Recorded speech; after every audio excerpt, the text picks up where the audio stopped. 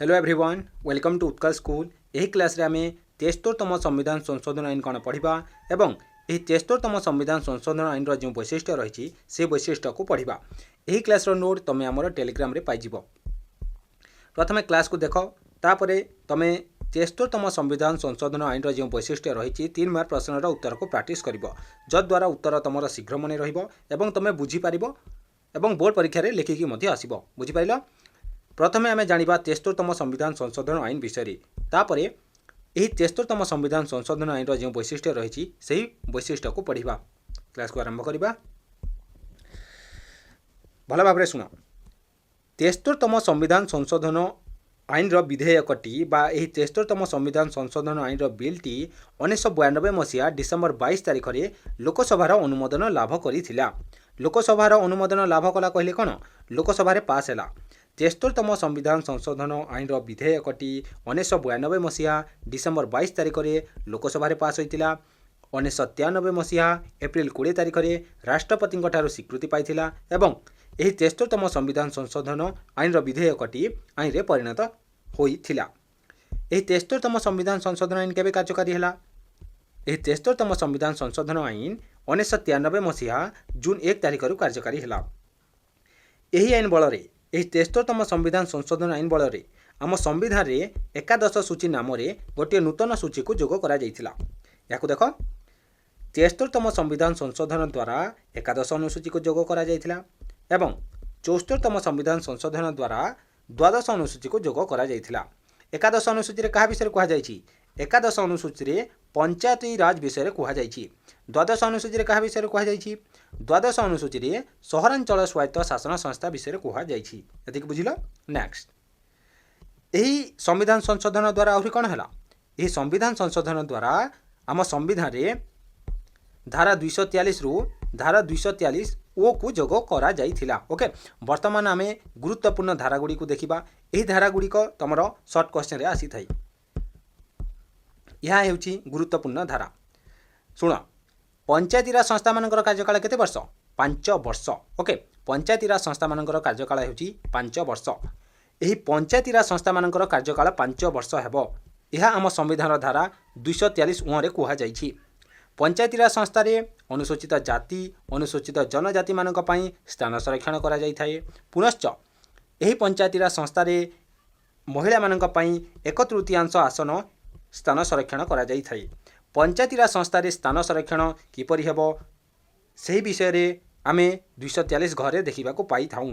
243 घ कहिताए पंचायती राज संस्था रे स्थान संरक्षण किपरि हेबो। ओके, याको देखो, 243 घ कहिले जहा 243 डी कहिले मध्य ताहा, 243 ओ कहिले जहा 243 ई कहिले मध्य ताहा, 243 ट कहिले जहा 243 के कहिले मध्य ताहा समान जिनिस। बुझी पारिलो? पंचायती राज संस्थार निर्वाचन को किए परिचालना करिथाए?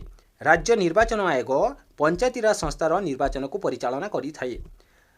243 ट अनुसार राज्य निर्वाचन आयोग पंचायती राज संस्थार निर्वाचन को परिचालना करिथाए। नेक्स्ट, 243 झरे कौन रही? 243 झरे कह जाए प्रति 5 वर्ष रे थरे गोटे अर्थ आयोग गठित हेबो एवं यही अर्थ आयोग कौन करिवो? यही अर्थ आयोग पंचायती राज संस्था मानकरे राजस्व और अनुदान देवा पई नीति निर्धारण करिवो। यही पंचायती राज संस्था मानकू राजस्व किपरि दिया जिवो, अनुदान किपरि दिया जिवो सेही विषय रे नीति निर्धारण किए करिवो? अर्थ आयोग। ओके, एतिक बुझिलो। यह थिला गुरुत्वपूर्ण धारा। वर्तमान आमे एही 73तम संविधान संशोधन आईन जो वैशिष्ट्य रही से वैशिष्ट्य को पढ़ा। 3 मार्क प्रश्नर उत्तर रे तुम यही 5टी वैशिष्ट्य लिखिब। ओके, मु 73तम संविधान संशोधन आईन वैशिष्ट्य कौन 3 मार्क प्रश्नर उत्तर को मध्य क्लास करी। बुझिपारिल? प्रथम वैशिष्ट्य देख, 73तम संविधान आईन भारत वर्षर समस्त राज्य रे त्रिस्तरीय पंचायती राज व्यवस्था प्रचलन करिवार व्यवस्था करिअछि। सेगुड़िक है ग्राम पंचायत प्राथमिक स्तर रे, पंचायत समिति मध्यम स्तर रे और जिला परिषद उपर स्तर रे। यह 73तम संविधान संशोधन आईन कौन कला? आम भारतर समस्त राज्य रे त्रिस्तरीय पंचायती राज व्यवस्था को प्रचलन कला। त्रिस्तरीय पंचायती राज व्यवस्था कहले कौन? यही पंचायती राज व्यवस्थार 3टी स्तर रही। यह त्रिस्तरीय पंचायती राज व्यवस्था बोली कहा जाए। सेगुड़िक हेउची ग्राम पंचायत, पंचायत समिति एवं जिला परिषद। त्रिस्तरीय पंचायतीराज व्यवस्थार प्राथमिक स्तर में बा सर्वनिम्न स्तर में ग्राम पंचायत रही, मध्यम स्तर में पंचायत समिति रही एवं सबुठारु उपर स्तर बा शीर्ष स्तर में जिला परिषद रही। यह पॉइंट को बुझिल। नेक्स्ट, त्रिस्तरीय पंचायत व्यवस्थार प्रतिनिधि माने लोक मानक द्वारा सीधा सड़क निर्वाचित हेबे ओ से मानकर कार्यकाल 5 वर्ष हेबो। त्रिस्तरीय पंचायत व्यवस्थार प्रतिनिधि माने एक ग्राम पंचायतर प्रतिनिधि किपरि निर्वाचित हेबे। एक ग्राम पंचायतर प्रतिनिधि माने निज ग्राम पंचायतर साबालक भोटदाता द्वारा सीधा सड़क निर्वाचित हेबे। पंचायत समितिर प्रतिनिधि माने निज पंचायत समितिर साबालक भोटदाता द्वारा सीधा सड़क निर्वाचित हेबे एवं जिला परिषदर प्रतिनिधि माने मध्य निज जिला परिषदर साबालक भोटदाता द्वारा सीधा सड़क निर्वाचित हेबे। प्रतिनिधि माने एहीपरि भाव में निर्वाचित होइथांती। बुझिपारिल। नेक्स्ट, एवं जो प्रतिनिधि माने निर्वाचित हेले से मानकर कार्यकाल केते वर्ष हेबो? से मानकर कार्यकाल 5 वर्ष हेबो। नेक्स्ट पॉइंट, पंचायतीराज संस्था मानकरे अनुसूचित जाति जनजाति मानक पई स्थान संरक्षण हेबो। महिला मानक पई 1/3 स्थान संरक्षित करा जिवो।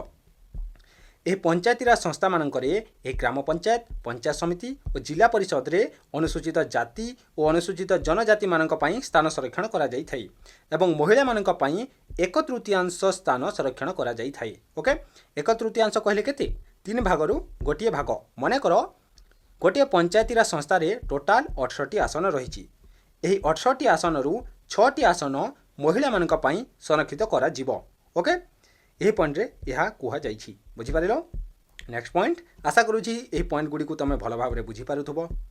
नेक्स्ट वैशिष्ट्य, पंचायतीराज संस्था माने राज्य सरकारंक ठारू अनुदान ग्रहण करिवे। प्रति 5 वर्ष रे थरे राज्य अर्थ आयोग पंचायती संस्था मानकर आर्थिक स्थिति अनुध्यान करी अर्थर सुषम बंटन पई परामर्श देबे। एही पंचायतीराज संस्था माने राज्य सरकारंक ठारू अनुदान ग्रहण करिथांती। अनुदान कहले कोन? टंका। पंचायतीराज संस्था माने निज पंचायतीराज संस्था रे उन्नतिमूलक कार्य पई राज्य सरकारंक ठारू टंका आनिथांती। बुझि पारिलो। नेक्स्ट, एवं राज्य सरकार प्रति 5 वर्ष रे थरे गोटिए राज्य अर्थ आयोग को गठन करिथांती। एही राज्य अर्थ आयोग कोन करिथाय?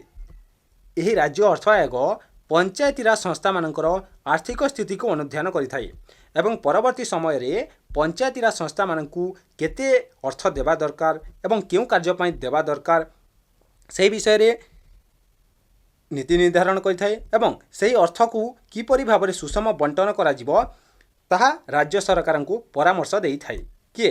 राज्य अर्थ आयोग।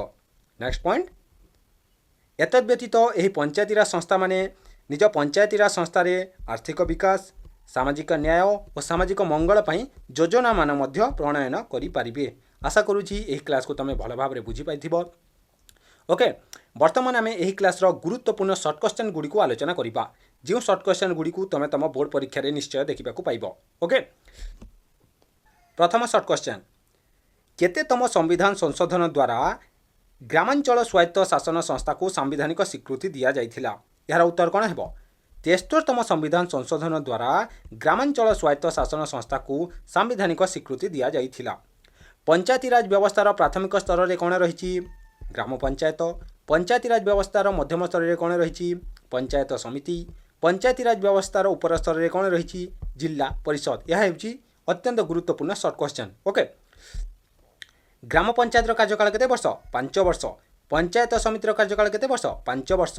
जिला परिषदर कार्यकाल केते वर्ष? 5 वर्ष। ओके, बुझी पारिलो। नेक्स्ट, पंचायतीराज संस्था रे महिला मानक पई केते स्थान संरक्षित करा जाय थाई?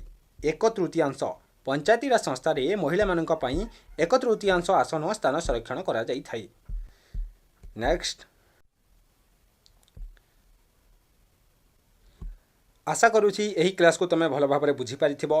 क्लास जदि भलो लागिला क्लास को गोटे लाइक करि दियो एवं परवर्ती क्लास रे आमे सहरांचल स्वायत्त शासन संस्था कोन पढ़िबा एवं 74तम संविधान संशोधन आईन रो जे वैशिष्ट्य रहिछि सेही वैशिष्ट्य को पढ़िबा।